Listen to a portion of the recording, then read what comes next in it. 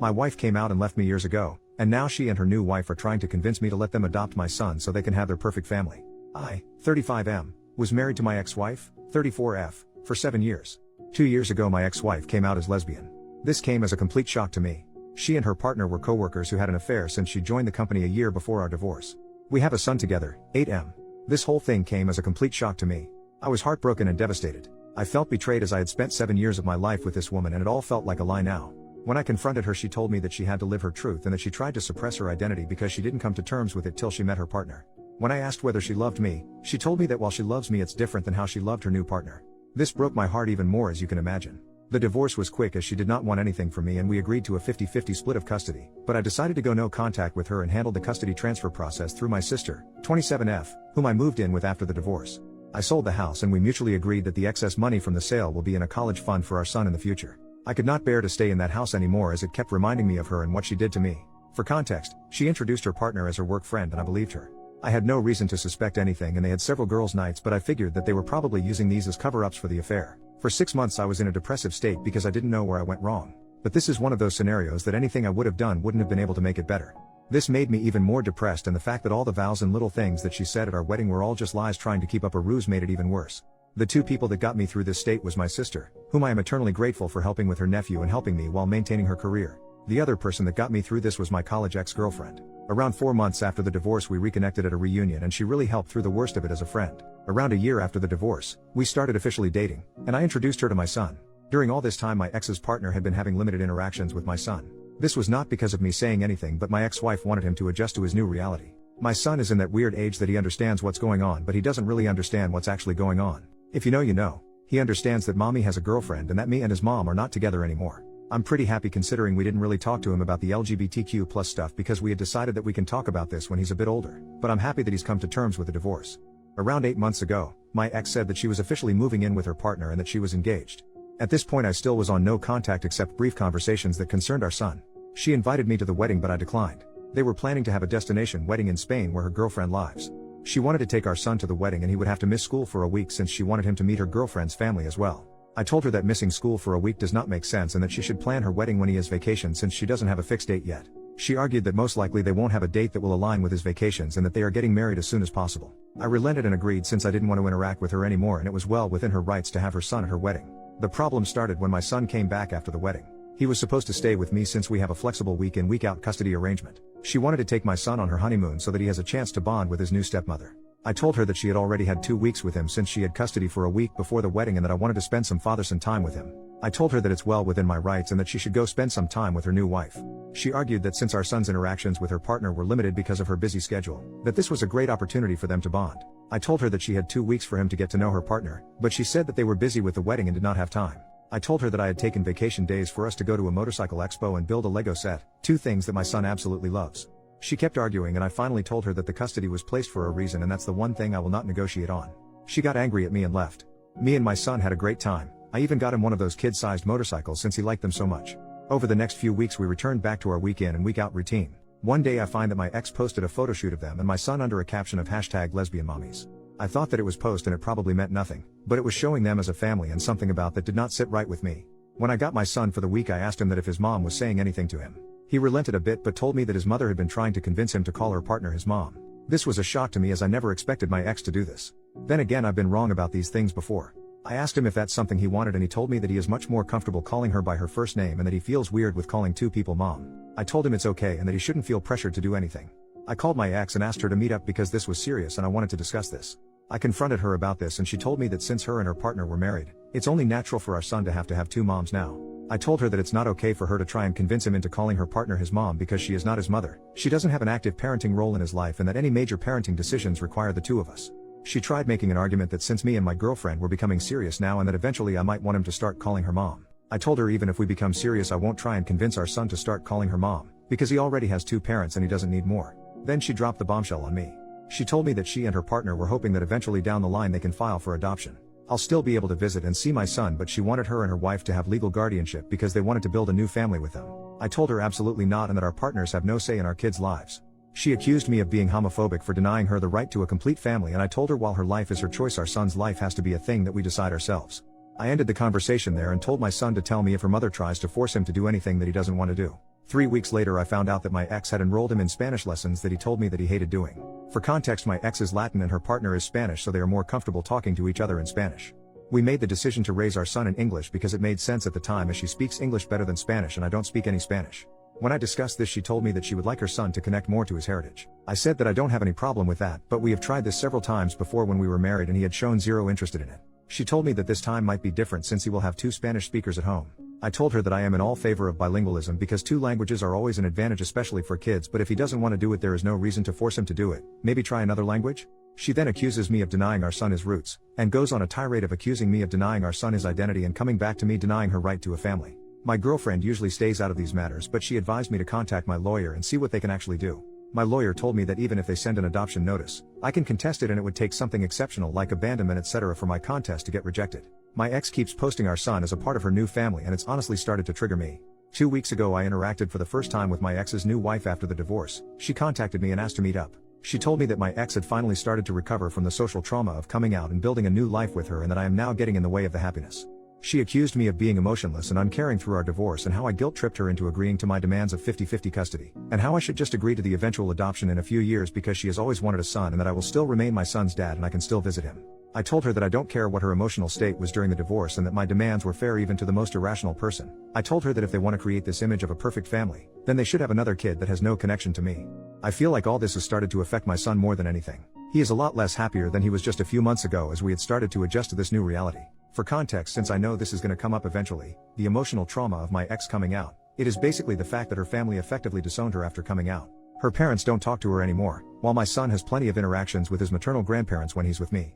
Those two combined make significantly more money than I do alone. However, my ex-wife makes less money than me, but her partner is in a senior position, so she has more stability. This is also an argument my ex-wife used when we discussed adoption, since they can then send our son to a private school and generally give him a better life. I don't know if this is a factor, but the recent elections may have caused this because they are worried that they might not be able to adopt soon. But they don't want to adopt my son now but in a few years, so I doubt this to be true. First update, next day. It's been crazy seeing everyone's reactions to the situation and I wanted to share a quick update with you all. First of all, I'd like to clarify that my son and I have been going to therapy since the divorce. He was doing quite well until the whole mom saga happened. My in-laws disowned her after she came out. They were not even aware about the affair when she came out to them. They still spend time with my grandson under the condition that they don't badmouth my ex and don't preach their views to him. They agreed and said that they valued a relationship with their grandson over any political view they might hold. I have been a part of every interaction that they have had with him because I was worried they might say something. Thankfully, this has not been the case. Her extended family has said to me that they have all cut her off as well, some for the affair and some for her being gay. Our mutual friends also cut her off because of the affair. All our mutual friends were my work buddies and their spouses and partners. I did not ask them to do anything, they came to the decision on their own. I was actually glad when she told me that she had made a friend on her own, as she used to complain about not liking her colleagues. We all know how that turned out. I'm pretty sure they're not planning to skip the country. I have all my son's documents and we decided it during the divorce because she was still figuring out where to go, and since I was moving in with my sister, the chances of them getting misplaced were low. I have also had no demands for any documents and she returned the passport to me when we came back. The whole adoption thing probably stems from the fact that my son has a very close relationship with his mother. The only times he has really complained to me is when she asked him to call her partner mom and that she was making him do Spanish classes that he did not want. We did everything for him equally during our marriage, but I had to travel out of state to my parents frequently during COVID because they were sick with pre-existing conditions and couldn't take care of themselves. My sister was on an assignment abroad at that time. My sister also agreed with this. Please let me know your thoughts. I listened to people and contacted my lawyer, who is also my friend, this morning. He told me the same thing as last time and that it would take something really unusual for the adoption process to go through like child abandonment. He also said that there are a bunch of idiots that have no idea how the law worked. He also told me that if the whole "we want to adopt him" is a real thing and if she is talking crap about me to my son and I could prove it, I could get custody. This has not been the case, as I've not heard my son say that his mom says bad things about me. This brought me a sigh of relief. I plan to contact my ex today with the following conditions. 1. We both install parenting apps and document all interactions. 2. No more mention to me or my son regarding adoption or calling her partner mom. 3. No more posting images of my son as a part of their perfect queer family because frankly, I don't want my son's photos on the internet when he is so young and he can decide what he wants when he is older. I plan to talk to my ex in a couple of hours. Please let me know what you think about this. Second update, next day. Hi all, so I talked to my ex today. She was busy yesterday and I wanted some more time to gather my thoughts. When we met, I put forth my demands. She told me that the parenting app idea seems fine and that she has no problem with it. She got sad when I told her to drop the idea of adoption and calling her partner mom, as it's just not gonna happen. She told me that her family was pressuring her to settle down. I proposed after a year of dating and I did not know this, and getting pregnant so soon after getting married was not what she had in mind. She got pregnant 1.5 years after getting married. Is that soon? I don't know. She told me that she was in the closet all her life because of her parents and that she thought marrying me would cause her feelings to subside and that she was happy until she met her partner.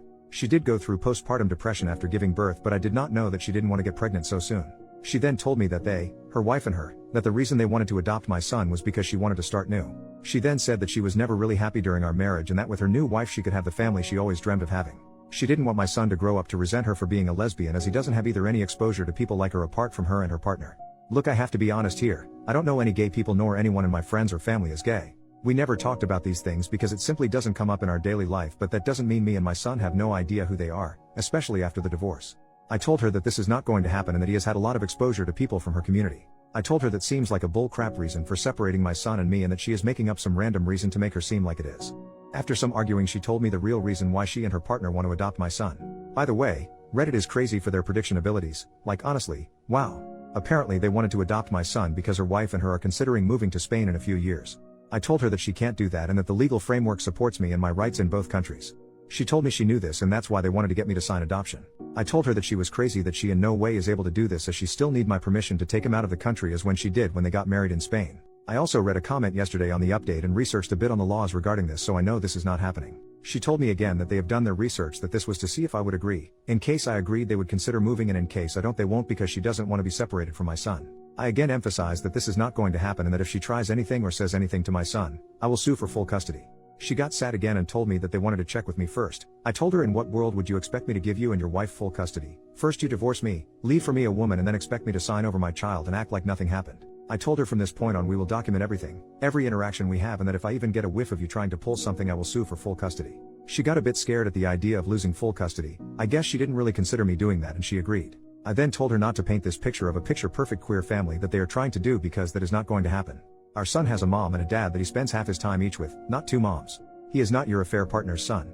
He is your son and mine. If you want a child with her you can do so on your own. I then told her that the courts are more likely to side with me than you in this case because of the thing you have been trying to do and the fact that I work from home and spend more actual time with him than you and your wife. I have been trying for him to have a stable relationship with both parents since the divorce because I don't want him to resent either of us. But if you try to remove me from his life, I will sue for full custody and deal with any resentment he has for either for us. I didn't want to argue anymore and I left the room. I secretly recorded the conversation because I wanted to have proof in case anything happens in the future. Honestly, Reddit, I have been very angry at my ex since the divorce. I have not shown it around her and my son because I don't want her to use this against me in any way and have been going to therapy, but I am still internally angry. The comment she made today about our marriage really hurt me even more. I have spent 7 years with this woman and her betrayal still makes me angry to this day. When I got home, I contacted my lawyer friend and he again reiterated that they would have to kidnap him. I asked him if there was anything else we could do and he said that the current agreement is very thorough. We have made sure of that. If I want full custody or not is up to me, but I have to be sure that I want to put me or my son through the whole process. I don't want my son to grow up without either of his parents, as that is just not healthy for him. That is why I won't sue for full custody now. If they are stupid enough to kidnap him, I'm sure they are not, then the law sides with me anyway. I know what position her partner is at their workplace, so I know they are making good money to leave it all behind for no good reason. As for the passport thing, I have all his documents and all things such as notifying travel, hospital visits, and others are already in the signed custody agreement. We already have a legal framework for all this. I am not going to sue for full custody now because I don't want that for my son.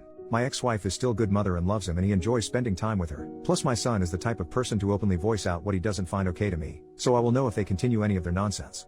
On a more positive note, y'all, I'm not against Spanish lessons, but he doesn't like them. I was just suggesting that he try some language he like. There are other languages out there. I didn't say it to my ex then, but now I know that she was trying for him to learn Spanish because of the Spain thing. Thank you to everyone for their support, really helped me with understanding the problem. Holy crap though, I didn't even consider her considering moving to Spain until I read the comments. Y'all are great at this.